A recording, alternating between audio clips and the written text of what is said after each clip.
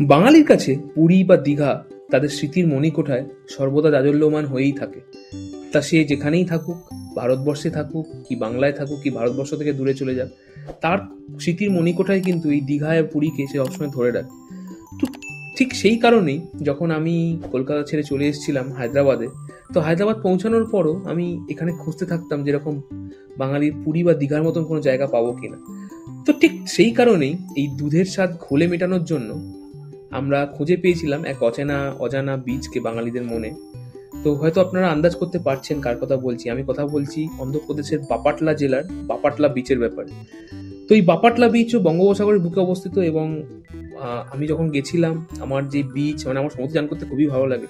তো এই বিচের যে নয়নাভিরাম সৌন্দর্য, ফাঁকা ফাঁকা জায়গা আমাকে খুব টেনেছিল। কিন্তু সেখানে থাকার জায়গাটি যেটি ছিল অন্ধ্রপ্রদেশ ট্যুরিজমের হারিতা রিসর্ট, সেটা মোটেও আমার ভালো লাগেনি। কারণ দেখলাম অনেক পদস্খলন হয়েছে। মানে আমি একসময় অন্ধ্রপ্রদেশের সমস্ত জায়গাগুলোতে আমি এপিডিডিসি হারিতা রিসর্ট ছিল সেগুলোতে ঘুরতে যেতাম। বাট গিয়ে দেখলাম অনেকটা খারাপ। বাট জায়গাটি বাপাটলা বিচটি আমাকে অত্যন্ত আকর্ষিত করেছিল এবং আমার প্ল্যান আছে ফিউচারে আপনাদের সামনে, হায়দ্রাবাদ থেকে যারা বাঙালিরা থাকেন তাদের সামনে বাপাটলা ছাড়াও যে জায়গাগুলোতে সমুদ্রের বিচ আছে, যেরকম ধরুন চিরালা বা তেনালি, অন্ধ্রপ্রদেশের পুরো কোস্টাল এরিয়া জুড়ে সেই সমস্ত জায়গাগুলো তুলে আনা। তো চলুন আজ এক বাঙালির চোখে এই বাপাটলা বিচ কেমন লাগলো এবং সেখানে এপিডিডিসি রিসর্ট কেমন লাগলো সে সমস্ত তুলে আনি এবং তার সাথে তুলে আনবো খুব সহজেই আপনারা হায়দ্রাবাদ থেকে কিভাবে বাপাটলা ঘুরে দুদিনের মধ্যে চলে আসতে পারেন। তো চলুন আজকে জার্নি শুরু করা যাক।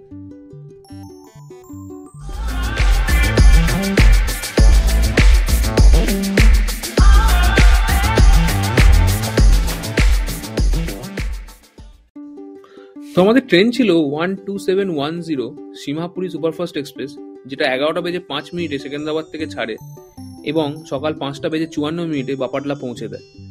তো আপনারা জানেন আমরা থাকি হচ্ছে তেলাপুর অঞ্চলে। তো এখান থেকে আমরা কি করলাম, একটা অটো নিয়ে 150 টাকা ভাড়া নিয়েছিল, লিঙ্গামপল্লী স্টেশন চলে গেলাম এবং লিঙ্গামপল্লী থেকে MMTS লোকাল ধরে রাত্রি 8টা 8:30 নাগাদ আমরা অ্যারাউন্ড 9:30 সময় পৌঁছে গেলাম সেকেন্দ্রাবাদ স্টেশনে, যেখান থেকে আমাদের ট্রেন ছাড়ার কথা 11:05। তো দেখতে পাচ্ছেন আমরা যাচ্ছি অটো করে লিঙ্গামপল্লির পথে।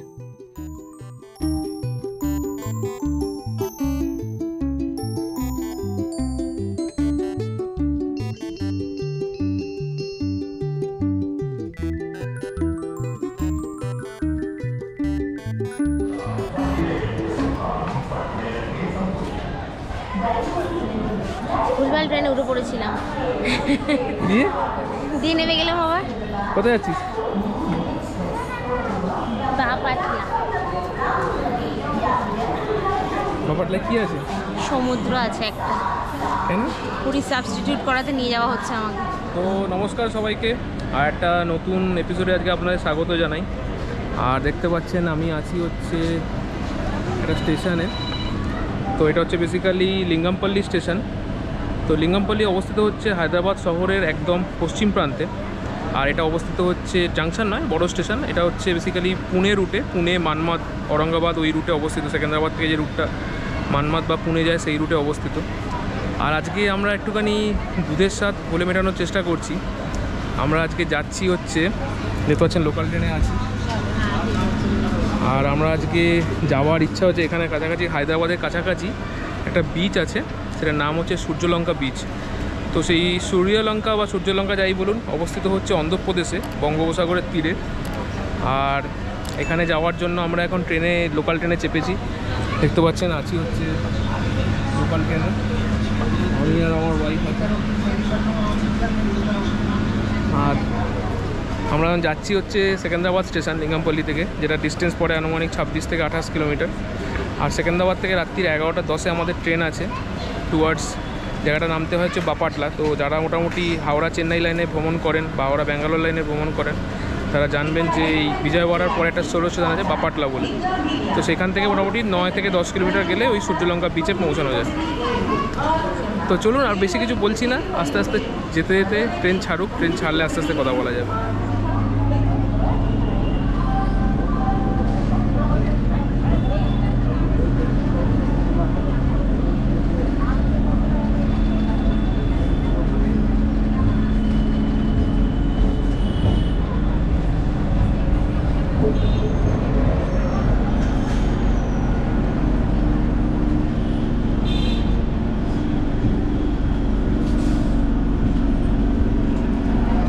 8:55 লোকাল ছাড়লো, দেখতে পাচ্ছেন 8:20-তে। তো বেসিক্যালি এটা হচ্ছে লিঙ্গামপল্লি থেকে ফলকনামা যায় MMTS সার্ভিস। MMTS হচ্ছে মাল্টি মোডাল ট্রান্সপোর্ট সিস্টেম। তো এখানে লোকাল ট্রেনের পার্থক্য হচ্ছে আমাদের লোকাল ট্রেনের সাথে এই অর্থে যে এখানে লোকাল ট্রেনের কস্ট 50% স্টেট গভর্নমেন্ট দেয় আর 50% সেন্ট্রাল গভর্নমেন্ট দেয়। ওয়ারাজ আমাদের ওখানে পুরোটাই সেন্ট্রাল গভর্নমেন্ট চালিত হয়, ইস্টার্ন রেলওয়ে বা সাউথ ইস্টার্ন রেলওয়ে। তো এটা হচ্ছে সাউথ সেন্ট্রাল রেলওয়ে। আর আমাদের ট্রেন ছেড়ে দিল এখান থেকে সেকেন্দ্রাবাদ 26 কিলোমিটার। তো আমরা সেকেন্দ্রাবাদে পৌঁছবো। খাবার প্যাক করা আছে, বাড়ি থেকে মা করে দিয়েছে, পরোটা, আলু ভাজা, আচার। আর আমাদের ওখান থেকে ট্রেন হচ্ছে রাত্রি 11:05, সেটা বাপাতলা পৌঁছবে হচ্ছে 5:30। ট্রেন নাম্বার হচ্ছে 12309 বা 10, আমি ভুলে যাচ্ছি কোনটা, 12310ই বোধ হয়। সেকেন্দ্রাবাদ গুদুর সিমহাপুরি এক্সপ্রেস। আর এখান থেকে সেকেন্দ্রাবাদ হচ্ছে 26 কিলোমিটার। আপনাদের পুরো জার্নি একদিন সেকেন্দ্রাবাদ মানে লিঙ্গামপল্লি থেকে ফলকনামা একদম পুরো একদিন কভার করবো, অ্যাসিউরেন্স দিয়ে রাখলাম। আজকে অন্ধকার করে দেখানোর নেই, তবু দেখুন লিঙ্গামপল্লি স্টেশন ছেড়ে যাচ্ছে। এটা হচ্ছে লিঙ্গামপল্লি স্টেশন। তো চলুন একদম সেকেন্দ্রাবাদ পৌঁছে কথা হবে আপনার সঙ্গে। রাস্তায় কিছু দেখাবো না এখন, কারণ তাহলে ইন্টারেস্ট চলে যাবে। পুরো ভিডিওটা যেদিনকে আনবো সেদিনকে পুরোটা দেখাবো।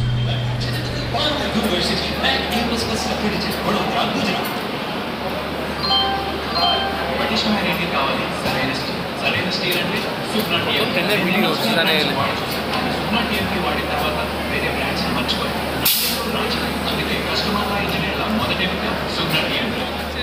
সেকেন্দ্রাবাদ স্টেশনে এসে গেছি। আর ঠিক আমার পেছন দিকে আমরা লোকালটি থেকে নামলাম ওই দিক বরাবর, 7 নম্বর প্ল্যাটফর্মে ওটা। আর এদিকে দেখতে পাচ্ছেন দাঁড়িয়ে আছে হচ্ছে বিশাখাপট্টনম সেকেন্দ্রাবাদ বিশাখাপট্টনম 6 নম্বরে। তো আমাদের ট্রেন 11:05 ছাড়বে। এখন বাজে হচ্ছে মোটামুটি আপনার ঘড়িতে 9:30 মতো। তো চলুন দেখা যাক কত নম্বরে দেয়, সেই মতন সেখানে গিয়ে আপনাদের ইঞ্জিন দেখাবো। কোন ইঞ্জিন যে বেশি কিছু কভার করতে পারবো না, কারণ পুরো জার্নিটাই রাতে হবে, একদম বাপারটায় নেমে কথা বলা হবে। তার আগে ইঞ্জিন আপনাদের দেখাবো নিশ্চয়ই, কোন ইঞ্জিন কোন ওয়ার্কশপে দিয়েছে, কোন লোকেশনে দিয়েছে, সব দেখাবো। তারপরে ট্রেনে উঠে ট্রেনটা দেখাবো, তারপর ট্রেন ছাড়লে শুয়ে পড়া যাবে।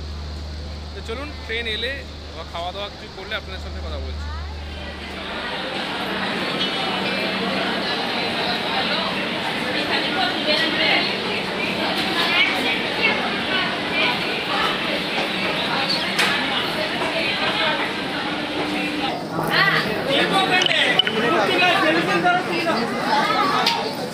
সেকেন্দ্রাবাদ স্টেশনের ভিড় দেখুন কীরকম ভিড় হয়ে আছে।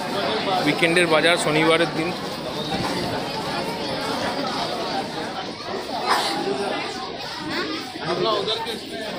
তো আমি দেখতে যাচ্ছি যে আমাদের ট্রেন 10 নম্বরে দিয়েছে। এখন প্রায় বাজে হচ্ছে ঘড়িতে রাত্রি 10:10। আপনাদের দেখাতে পারলাম না কারণ খুব ভিড় হয়ে আছে, যেরকম দেখালাম আপনাদেরকে ওভারব্রিজে। তো আমরা এখনও যেখানে নেমেছিলাম ওই 7 নম্বরেই বসে আছি আর ওয়েট করছি ট্রেনের অ্যানাউন্সমেন্টের জন্য। ট্রেন এখন অ্যানাউন্স করেনি। আর আমার সামনের দিকে দেখছেন একটা ট্রেন ঢুকেছে নারসাপুর থেকে নাগারসল মানে মহারাষ্ট্র নাগারসল যাচ্ছে। তো এই সেকেন্দ্রাবাদ স্টেশন বলে রাখা ভালো, এটা হচ্ছে সাউথ সেন্ট্রাল রেলওয়ের সাব ডিভিশন মানে ডিভিশনাল স্টেশন। যেরকম আমাদের ইস্টার্ন রেলওয়েতে আছে সাউথ ইস্টার্ন রেলওয়েতে যেমন আছে রাঁচি, খড়গপুর ডিভিশন, চক্রধরপুর ডিভিশন, যেরকম হচ্ছে সেকেন্দ্রাবাদ ডিভিশন। আর সেকেন্দ্রাবাদ হচ্ছে সাউথ সেন্ট্রাল রেলওয়ের সবচেয়ে বড় স্টেশন, 10টা প্ল্যাটফর্ম আছে। আর এটা হচ্ছে এই মানে আপনার হায়দ্রাবাদ শহরের 4টে মেন বড় স্টেশন আছে, তার মধ্যে সবচেয়ে বড় স্টেশন সেকেন্দ্রাবাদ স্টেশন। সেকেন্দ্রাবাদ আপনারা জেনে থাকবেন যে হায়দ্রাবাদের টুইন সিটি বলা হয়। আর সেখানে আকৃতিটিও পরে আপনাদের কোনোদিন দেখাবো, একদম ফোর্টের মতন একদম বাইরেটা, সেরকমভাবেই তৈরি করা স্টেশনটি। আর এটা হচ্ছে 10টা প্ল্যাটফর্ম আছে। আমরা এখন বসে আছি 7 নম্বরে, আমাদের দেওয়ার কথা আছে 10-এ। তো দেখা যাক, আপনাদের ট্রেন নিলে আপনাদের দেখাবো। খাওয়াটা মিস করলাম, কিন্তু ওখানে পৌঁছে কিন্তু খাওয়ার কোনো মিস হবে না, কোনো ছাড় হবে না, সমস্ত খাবার দেখানো হবে, সুন্দরভাবে দেখানো হবে। একটু গরম আছে, বৃষ্টি কদিন হয়নি, সেই জন্য একটু টেনশানে আছি। মানে অনেক দিন বাদে স্লিপারে ভ্রমণ করছি, সেই লাস্ট আপনার দেখিয়েছিলাম কোলেখান যাওয়ার সময়।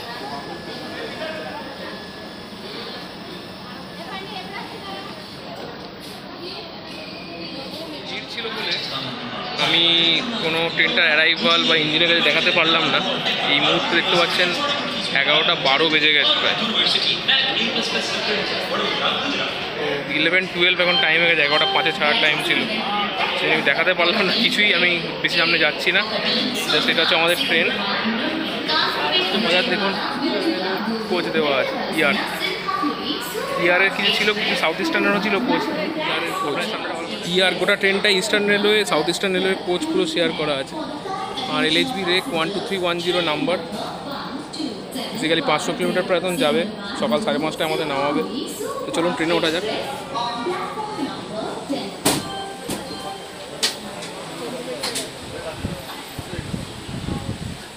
ওটা গন্ধ, বাথরুম কেন এমনি গোটা থেকে গন্ধ যাচ্ছে।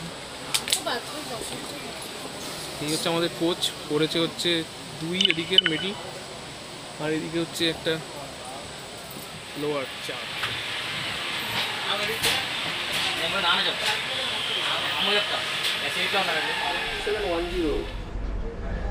সিঙ্গাপুরি এক্সপ্রেসের বাথরুমের রিভিউটা দিয়ে দিই আপনাদের। বাইরেটা দেখালাম, চকচক করছে, নতুন কামরা। সাউথ ইস্টার্ন রেলওয়ে শেয়ার রেখে কামরা।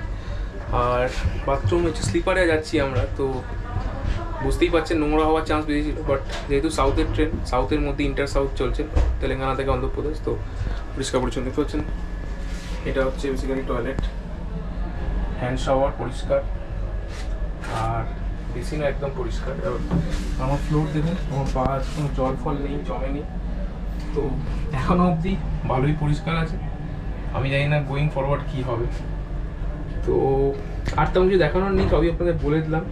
এটা বেসিক্যালি ট্রাভেল করছি সেকেন্দ্রাবাদ থেকে গুন্টুর যাচ্ছে ট্রেনটা, সরি গুদুর যাচ্ছে, বারবার গুলিয়ে ফেলি গুদুর গুন্টুরের মধ্যে।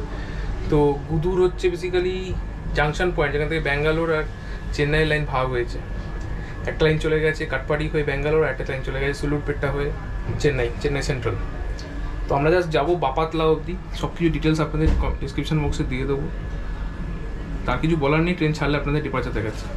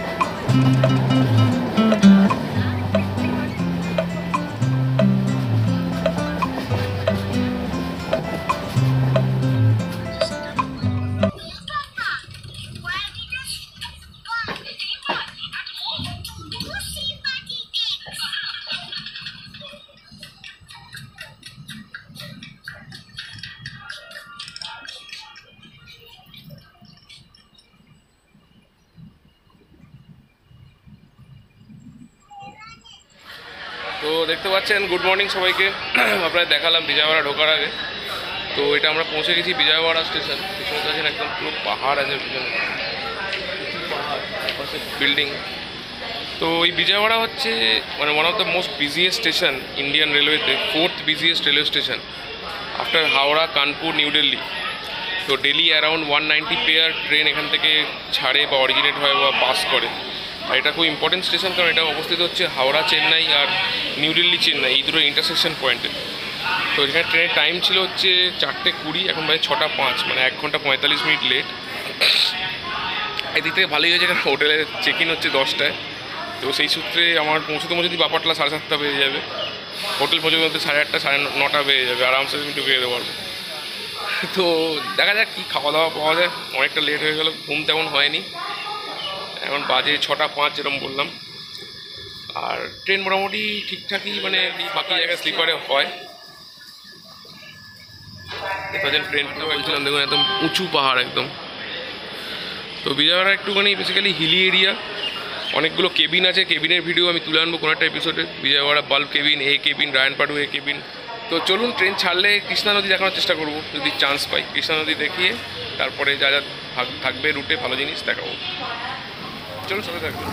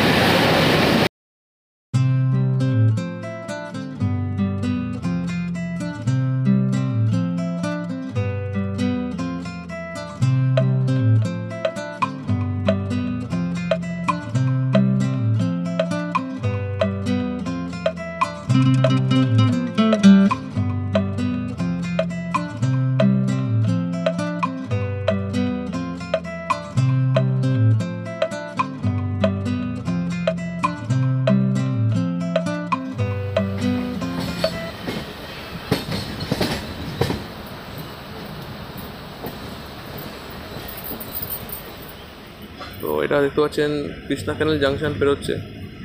তো জাংশন কারণ হচ্ছে এখান থেকে লাইন আলাদা হয়েছে। একটা লাইন যেটা আমরা স্ট্রেট যাচ্ছি চেন্নাই থেকে, আর একটা লাইন ডান দিক দিয়ে বেঁকে গেছে গুন্টাকল হয়ে মিরিয়ালগুদা হয়ে। তো এই গুন্টাকল বলছি গুন্টুর হয়ে।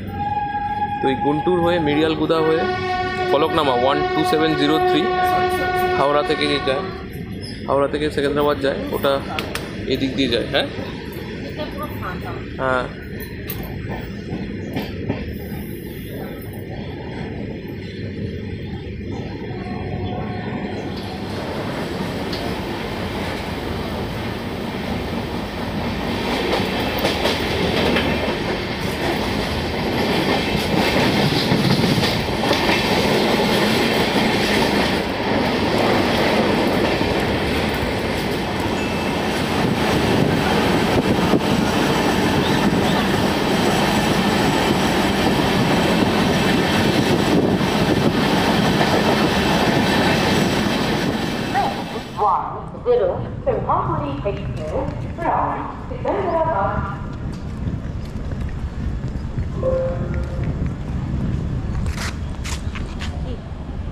ক্যামেরা অন করেছি। তো দীর্ঘ 400 কিলোমিটার 422 7 ঘন্টার জার্নি অতিক্রম করে আমরা পৌঁছে গেলাম বাপাটলাতে। তো এই দেখছেন আমাদের ট্রেন ছেড়ে চলে যাচ্ছে। আর 2 নম্বরে দিয়েছিল, লিফট দিয়ে 1 নম্বরে এলাম। চলুন বাইরে বেরিয়ে আপনাদেরকে কিছু ইতিহাস বলা যাবে বাপাটলার ব্যাপারে।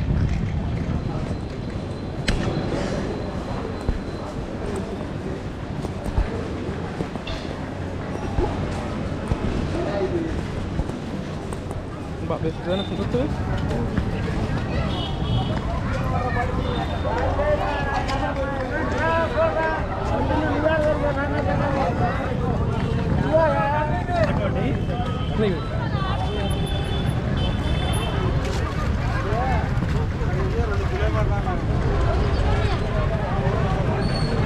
কেন যেতে হবে?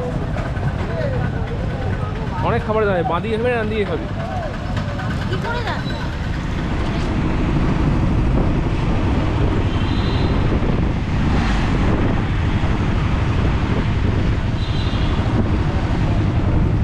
তো দেখতে পাচ্ছেন এটা হচ্ছে বাপাটলা সিটি, যেটা 1465 খ্রিস্টাব্দে জনৈক চোল সাম্রাজ্য, যারা আপনারা ইতিহাস পড়েছেন জানেন যে দক্ষিণ ভারতের অন্যতম ডাইনেস্টি ছিল চোল ডাইনেস্টি।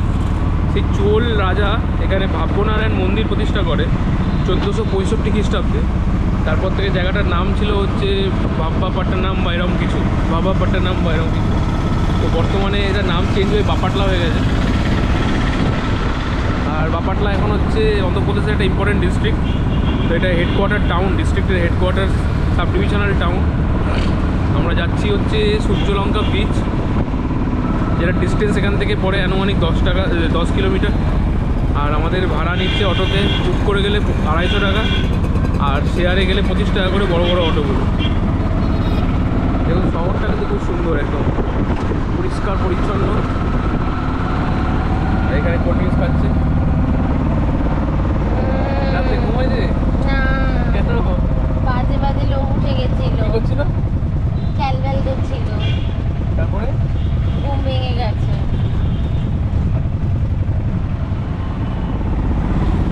তো এইটা হচ্ছে হায়দ্রাবাদের কাছে অবস্থিত সবচেয়ে কাছাকাছির ব্রিজ।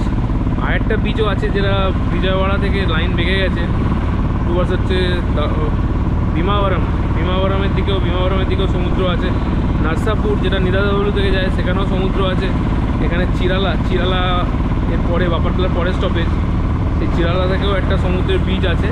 তো তার মধ্যে হচ্ছে নিয়ারেস্ট হচ্ছে এই সূর্যলঙ্কা ব্রিজ, যেটা বাপাটলা থেকে যেতে হয়। তো অ্যারাউন্ড 440 কিলোমিটার, মানে আমার হাওড়া থেকে প্রায় পুরীর ডিস্টেন্সের মতনই, একটু কম। দেখা যাক সমুদ্রটা কীরকম হয়। আমাদের তো এক্সপিরিয়েন্স পুরী দীঘা নিয়ে, দীঘার সমুদ্র যথেষ্ট নোংরা, তো আশা করা যায় তার থেকে বেটার হবে, হয়তো পুরীর থেকে বাজে হবে। তবে অনেক দিন বাদে সমুদ্র, সেটা আলাদাই আনন্দ হচ্ছে চান করবো বলে। আর রোদ্দুর ভয়ঙ্কর, এই যখন সকাল 1:30 বাজে, রোদ্দুর একদম 32 টেম্পারেচার এখনই।